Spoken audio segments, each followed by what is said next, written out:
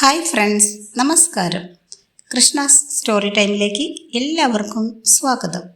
എല്ലാവർക്കും ശ്രീകൃഷ്ണ ഭഗവാന്റെ അനുഗ്രഹാശിസ്സുകൾ ഉണ്ടാകുവാനായി പ്രാർത്ഥിക്കുന്നു. കൃഷ്ണായനം. രചയിതാവ് തുളസി കോട്ടുക്കൽ, പബ്ലിഷേഴ്സ് ഹരിശ്രീ ബുക്സ് പുനലൂർ, ഓഡിയോ കൃഷ്ണകുമാരി. കൃഷ്ണായനം കേൾക്കുന്ന എല്ലാവർക്കും ഹൃദയത്തിൽ നിന്നും നന്ദി അറിയിക്കുന്നു. അതുപോലെ ഈ ചാനലിനെ ഇതുവരെ സപ്പോർട്ട് ചെയ്ത എല്ലാവർക്കും ഒരുപാട് നന്ദി. ചാനലിലേക്ക് ആദ്യമായി വരുന്നവർ മറക്കാതെ സബ്സ്ക്രൈബ് ചെയ്യുക. ഒരുപാട് പേർ സബ്സ്ക്രൈബ് ചെയ്യാതെയാണ് നമ്മുടെ വീഡിയോ കേട്ടുകൊണ്ടിരിക്കുന്നത്. എല്ലാവരും സബ്സ്ക്രൈബ് ചെയ്യാൻ ശ്രമിക്കുക. അതുപോലെ വീഡിയോ കേൾക്കുമ്പോൾ തന്നെ ഒന്ന് ലൈക്ക് കൂടി ചെയ്യുക. ലൈക്കുകൾ വളരെ കുറവാണ്. 1-2 പേരൊഴിച്ച് ആരും തന്നെ ലൈക്ക് ചെയ്യുന്നില്ല. കഥ ഇഷ്ടപ്പെടാഞ്ഞിട്ടാണോ എന്തോ. ഇന്നത്തെ ഭാഗത്തിലേക്ക്. ഓം ശ്രീകൃഷ്ണ പരമാത്മനേ നമഃ. കൃഷ്ണായനം. രാസക്രീഡ തുടർച്ച. കേശവന്റെ അധരത്തിൽ തത്തിക്കളിച്ച പുഞ്ചിരി പൂനിലാവേറ്റ് ഗോപികയുടെ വദനം തെളിഞ്ഞു. ഒത്തുങ്ക കുജങ്ങൾ മധുശാലിയുടെ തിരുമാറിൽ ചേർത്ത് മധുരാംഗി രതിചിത്തയായി. നെടുതായി ഉയർന്ന അവളുടെ ശീൽക്കാരങ്ങൾ കണ്ണന്റെ നാദബ്രഹ്മത്തിന് പക്കമേളക്കൊഴുപ്പേറ്റി. കണ്ണൻ വേണു അധരത്തിൽ ചേർത്തു. വശ്യമായ ഒരു ഗാനം ഗോപികയുടെ ഹൃദയത്തിലേക്ക് ഒഴുകിയിറങ്ങി. അവളുടെ ഓരോ രോമകൂപങ്ങളിലും ശൃംഗാരത്തിൻ്റെ ചലനമുണ്ടായി. കണ്ണുകൾ ഇമകളിൽ മയങ്ങി, നാസിക തെല്ല് വിടർന്ന്, കവിളുകളിൽ കുങ്കുമരേഖകൾ തെളിഞ്ഞ് ഗോപവനിത കണ്ണൻ്റെ മുന്നിൽ മുട്ടുകുത്തി നിന്നു. ക്രമേണ അവൾ ഗാനത്തിൻ്റെ ആരോഹണത്തിനൊത്തുയർന്നു. 7 രാഗങ്ങൾ ഓടക്കുഴലിലൂടെ പൂർണ്ണമായി പുറത്തു വന്നു. ഗോപവനിതയുടെ ലോല പല്ലവാങ്കുലികളിൽ ഗാനം മുദ്രകളായി. കൺകോണുകളിൽ അർത്ഥം മുറ്റി ഗാനം രസഭാവ നിബദ്ധമായി. പാദചലനം അതിഹൃദ്യമായി. ജലപാളിയിൽ തെന്നിമാറുന്ന മരാളികയെപ്പോലെ ഗോപിക നടനം തുടർന്നു. കേശവന്റെ മുന്നിൽ രാഗനടനത്തിൻ്റെ പുതിയ തലങ്ങൾ ഉണർന്നു. കണ്ണനിൽ പതഞ്ഞുയരുവാൻ ഗോപിക നടനത്തിലൂടെ കേശവനെ ആവാഹിച്ചു. ഗോപികയുടെ ഇളകിപ്പറക്കുന്ന കൺപീലി തുമ്പുകൾ മാധവന്റെ കൺപീലികളിൽ മന്ദമുരസി പ്രണയഗാഥ പാടി. നടനം അതിമോഹനമായപ്പോൾ അവളുടെ കബരി അഴിഞ്ഞുലഞ്ഞു. കസ്തൂരി തിലകം മാഞ്ഞു. കവിൾത്തടം കുങ്കുമച്ചെപ്പായി. പൂഞ്ചായൽ അഴിഞ്ഞു. രാഗപ്പൂക്കൾ കണ്ണു തുറന്നു. നിറഞ്ഞ മാർത്തട്ട് ചലനത്തിനൊത്ത് ഉയർന്നു താണു. ഗോപിക രാസനടനത്തിന് കണ്ണനെ ക്ഷണിച്ചു.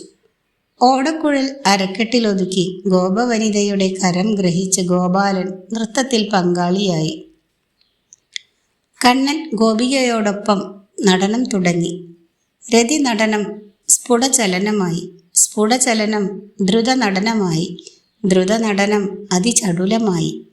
ഇതാണ് രാസനടനം. പുരുഷനും പ്രകൃതിയും ഒന്നിക്കുന്ന സൂക്ഷ്മ നിമിഷം ഇവിടെ പൂത്ത് വിരിയുന്നു. താളത്തിൻ്റെ 1000 സ്പർശങ്ങൾ. നിമിഷങ്ങൾ കഴിഞ്ഞപ്പോൾ കണ്ണൻ്റെ കരം ഗോപികയുടെ അരക്കെട്ടിൽ രസവല്ലിയായി. ഗോപികയുടെ കരം കണ്ണൻ്റെ അരക്കെട്ടിൽ താമരപ്പൂവിടർത്തി. ഗോപികാരമണൻ ശൃംഗാര നടനത്തിൻ്റെ ഉത്തുംഗതയിൽ നാസിക തുമ്പിനാൽ അവളുടെ സ്തനമകുടത്തിൽ തൊട്ടു. അവൾ ചീർത്തു. അവളിൽ സ്വർണനാഗങ്ങൾ ഇഴഞ്ഞു. അവ ജഗനത്തിൽ ഒളിച്ചു. ഗോപിക ആർത്തയായി, കാമലിപ്തയായി, ഗുണമിളിതയായി, രസലുളിതയായി, രതിരഥഭാവയായി കണ്ണൻ്റെ മുമ്പിൽ പെരുവിരൽ തുമ്പിൽ നിന്നു.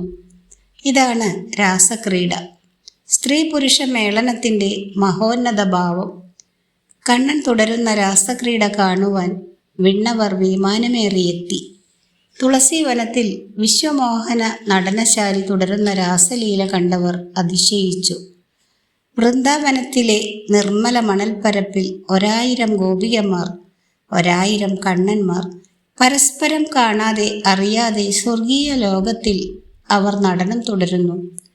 ഒരു ഗോപികയും മറ്റൊരുവളെ പോലെയല്ല നടനം തുടരുന്നത്. ഒരു കണ്ണനും മറ്റൊരു കണ്ണനെ പോലെയല്ല അവളെ രസിപ്പിക്കുന്നത്. നടനത്തിൽ ഒരുവൾ കണ്ണന്റെ മാറിൽ ചാഞ്ഞ് മയൂരാകൃതി കൈക്കൊള്ളുന്നു. മറ്റൊരുവൾ കണ്ണനുമൊത്ത് മകരമത്സ്യ രൂപമാടുന്നു. രതി വൈചിത്ര്യം ഒരുവൾ അരക്കെട്ടിന്റെ ചലനത്തിൽ അഭിനയിക്കുമ്പോൾ മറ്റൊരുവൾ ഒത്തുങ്ക കുജമർദ്ദനം ചാരുതരമായി നടിക്കുന്നു. നടന താളത്തിനൊപ്പം കരങ്ങൾ കൊട്ടി വേണുഗാനത്തിന് കൊഴുപ്പേറ്റി കണ്ണനോടൊപ്പം ഒരുവൾ നൃത്തം ചെയ്യുന്നു. വസിഷ്ഠനെ ചുറ്റുന്ന അരുന്ധതി നക്ഷത്രം പോലെ ഒരു ഗോപിക കണ്ണന്റെ കരം ഗ്രഹിച്ച് അദ്ദേഹത്തിന് ചുറ്റും കറങ്ങുന്നു. ആറ്റുവഞ്ചിപ്പടർപ്പിൽ രതിക്രീഡാരസത്തിൽ താന്തയായ കാന്തയെ മാറിൽ വഹിക്കുന്ന കാന്തനായി കണ്ണൻ മാറുന്നതായി ഒരു ഗോപിക അഭിനയിക്കുന്നു. പാതി വിടർന്ന മുല്ലപ്പൂക്കളുടെ സുഗന്ധചൂർണം കവിളിൽ ചാർത്തി മാറിടത്തിലെ കുഡ്മളങ്ങളിൽ മലയജച്ചാറ് പത്രഭംഗമാക്കി ഒരു ഗോപിക ദാമോദരനെ ആഹ്ലാദത്തോടെ ക്ഷണിക്കുന്നതായി നടിക്കുന്നു. നൃത്തത്തിൽ ഇളകിയാടുന്ന കുണ്ടലരത്നങ്ങളുടെ ശോഭ പരന്നതും പുഞ്ചിരി നിറഞ്ഞതുമായ കവിൾ തടങ്ങളിൽ വദനം ചേർത്ത് ഒരുവൾ ശൃംഗാര നടനം ആടുന്നു. കരിവണ്ടി നിറമാണ്ട കൺമഷി തൂത്തിട്ട കൺകോണുകൊണ്ട് ഒരു ഗോപിക കണ്ണനെ കാമകേളിക്ക് ക്ഷമിക്കുന്നു. നിമിഷം കൊണ്ട് ഭൗതിക വാക്കിൽ നാമം ഓതുവാനാവാത്ത ഒരു തേജസ് അവിടെ ആവിർഭവിച്ചു. ചന്ദ്രോദയത്തിൽ ആമ്പൽപ്പൂക്കൾ എന്ന പോലെ ഗോപികമാരുടെ വദനം പെട്ടെന്ന് വികസിച്ചു. കുരുക്കുത്തി മുല്ലമൊട്ടിനെ തോൽപ്പിക്കുന്ന കേശവന്റെ ദന്തനിരകളുടെ കാന്തിയാകുന്ന ചന്ദ്രിക ഗോപികകളുടെ ദേഹത്തിൽ വ്യാപിച്ചു. ചന്ദ്രപ്രകാശം മുറ്റുമ്പോൾ കുമുദ കുസുമങ്ങളിൽ നിന്നും തമസ്സകലും പോലെ ഗോപികമാരിൽ നിന്നും കന്മഷം ഊർന്നുപോയി. അവരെ കണ്ണൻ രാസലീലയുടെ പുതിയ ഭാവത്തിലേക്ക് നയിച്ചു. നൃത്തത്തിന് വേണ്ടുന്ന അതിസുഭഗതി വിശേഷം ഗോപികമാരിൽ ഉണ്ടായി. നൃത്തത്തിന് വേണ്ടുന്ന അതിസുഭഗ ഗതിവിശേഷം ഗോപികമാരിലുണ്ടായി.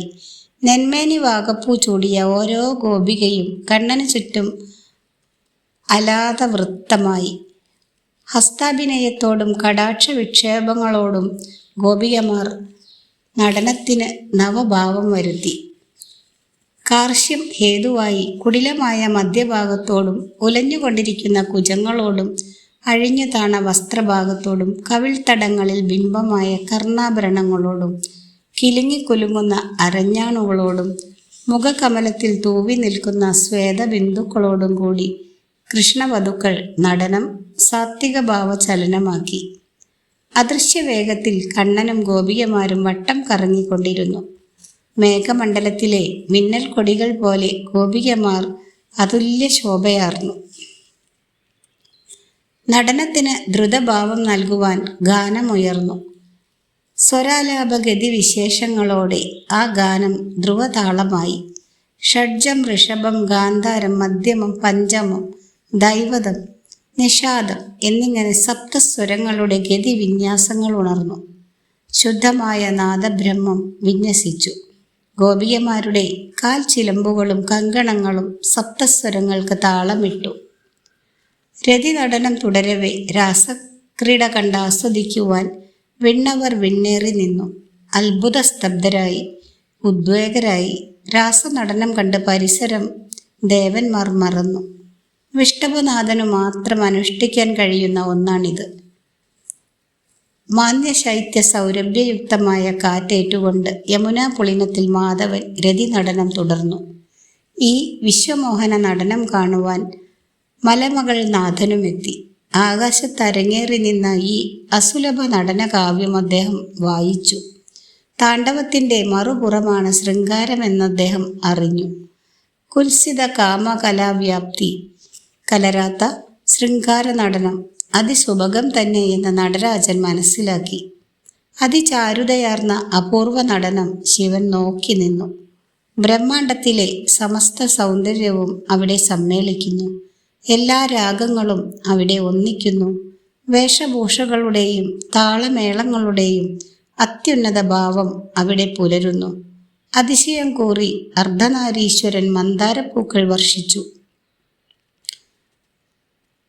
ആലിംഗനം സ്തനാദിസ്പർശനം, നീവീചലനം, കടാക്ഷം, അധരചുംബനം, മന്ദഹാസം തുടങ്ങി ശൃംഗാരത്തിൻ്റെ വിഭാവാനുഭാവങ്ങളിലൂടെ നടനം സർവാതിശായിയായി. സപ്തസ്വരങ്ങൾ സമ്മേളിച്ച് ഗാനം അത്യപൂർവനാദമായി. കാഞ്ചന കാഞ്ചി അഴിഞ്ഞും പൂഞ്ചായൽ തെല്ലൊരിഞ്ഞും ശ്രമസലീല ബിന്ദുക്കൾ തൂവിയും ആഹ്ലാദ കണ്ണുനീർ പ്രവഹിച്ചും കടാക്ഷ വിക്ഷേപങ്ങളോടുകൂടിയും മണിവായിൽ നിന്നും അണിവായിലേക്ക് താമ്പൂലമേറ്റുവാങ്ങിയും കബരി അഴിഞ്ഞുലഞ്ഞും പാദങ്ങൾ അല്പമാത്രം താളത്തിനൊത്ത് തങ്ങിയും സർവജീവജാലങ്ങളുടെയും നിർവാണഭാവം സ്വാംശീകരിച്ചും ഗോപികമാരും കണ്ണനും രാസലീല സർവാകർഷവും സർവോന്നതവുമാക്കി. ഈ രാസക്രീഡ കണ്ട് ചന്ദ്രൻ പ്രകാശം മറന്നു, ഇളം കാറ്റ് ചലിക്കുവാൻ മറന്നു, പാതിരാപ്പൂക്കൾ വിടരുവാൻ മറന്നു, നവഗ്രഹങ്ങൾ നിശ്ചലരായി. എന്തിനേറെ പ്രപഞ്ചം പോലും കാലചംക്രമണം ഭയന്നു. എന്തിനേറെ പ്രപഞ്ചം പോലും കാലചക്രഭ്രമണം മറന്നു. ഇപ്പോൾ എവിടെയും രാസനടനം മാത്രം. ഇവിടെ ഇനി വാക്കുകൾക്ക് എന്തു കാര്യം? ഈ രാസനടനം എത്ര സമയം നീണ്ടുവെന്ന് പറയുവാൻ ആവുകയില്ല. സർവാഭീഷ്ടങ്ങളും നൽകി ഗോപികമാരെ കണ്ണൻ രമിപ്പിച്ചു. അപ്പോൾ സ്ത്രീകൾക്ക് കെടുതായ ചില ചിന്തകൾ മനസ്സിൽ വളർന്നു. സൗന്ദര്യത്തിൽ താനാണ് മറ്റു സ്ത്രീകളിൽ നിന്നും മുൻപിൽ നിൽക്കുന്നത്. അതുകൊണ്ടാണല്ലോ കണ്ണൻ എന്നോട് കൂടി തന്നെയുള്ളത്. ഈ ചിന്ത ഓരോ ഗോപികയ്ക്കും ഉണ്ടായി. അഹങ്കാര രൂപത്തിലുള്ള ഇത്തരം മനനം ഗോപികമാരിൽ നിറഞ്ഞു വരുന്നത് ദാമോദരൻ മനസ്സിലാക്കി. കണ്ണൻ ചിന്തിച്ചു, ഇച്ഛയും അഹങ്കാരവും എത്ര വേഗമാണ് സ്ത്രീ മനസ്സിനെ സ്വാധീനിക്കുന്നത്. അവരെ അശുദ്ധകളും കാമമോഹ നിരതരുമാക്കുന്നത് ഈ സത്യം ഗോപികമാരിലും ഉത്ഭവിച്ചു. അവരെ അശുദ്ധിയിൽ നിന്നും മോചിപ്പിക്കണം, ശാശ്വത ശുദ്ധകളും ശാന്തചിത്തകളുമാക്കണം. അതിന് ദുഃഖം വന്നേ മതിയാകൂ. വേദന പോലെ അറിവ് തരുന്ന ശുദ്ധം വരുത്തുന്ന അധ്യാപകൻ ആരാണ്? ഈ ചിന്തയോടെ വിവിധ കാമക്രീഡാരസലളിതരായിരുന്ന ഗോപികമാരിൽ നിന്നും കണ്ണൻ പെട്ടെന്ന് മറഞ്ഞു. കേശവൻ മറഞ്ഞതോടെ ഗോപികമാരിൽ വേർപാടിൻ്റെ തമസ്സറിഞ്ഞു. അവരുടെ ഹൃദയം പിടഞ്ഞു, കണ്ണുകൾ നിറഞ്ഞ കവിളുകളിൽ ചാലിട്ടു. ഉത്തുംഗമായ മാർത്തട്ടിൽ കണ്ണുനീർ വീണ് നനഞ്ഞു, പത്തിക്കീറ്റ് അലിഞ്ഞു. നാഭിയിൽ ചന്ദനച്ചേറ് നിറഞ്ഞു.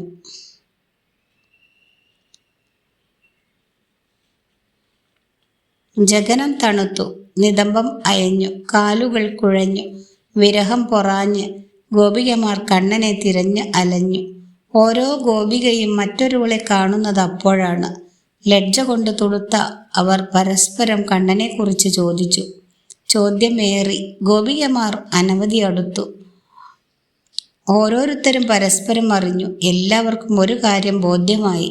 എല്ലാവരുടെ സമീപത്തും പലവിധ ചേഷ്ടകൾ ഇഷ്ടത്തിനൊത്ത് അനുഷ്ഠിച്ചുകൊണ്ട് കണ്ണനുണ്ടായിരുന്നു.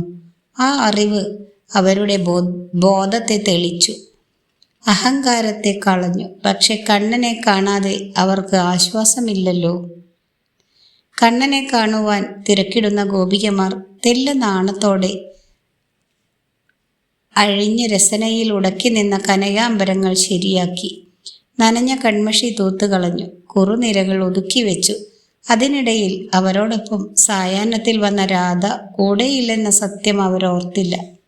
കണ്ണനെ കാണാൻ ഉദ്വേഗഗാത്രികളായ ഗോപികമാർ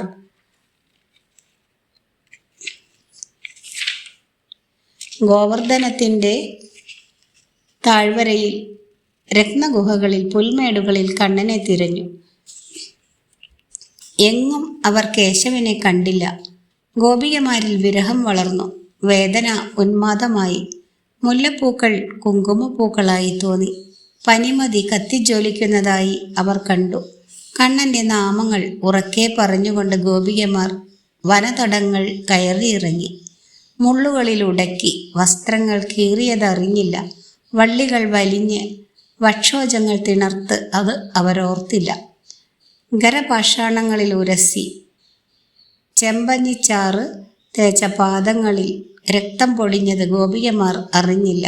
പനിമതി വൃക്ഷഛായകൾക്കിടയിലൂടെ പുഞ്ചിരിക്കുന്നതും നക്ഷത്രകുമാരികൾ കൺചിമ്മുന്നതും അവർ കണ്ടില്ല.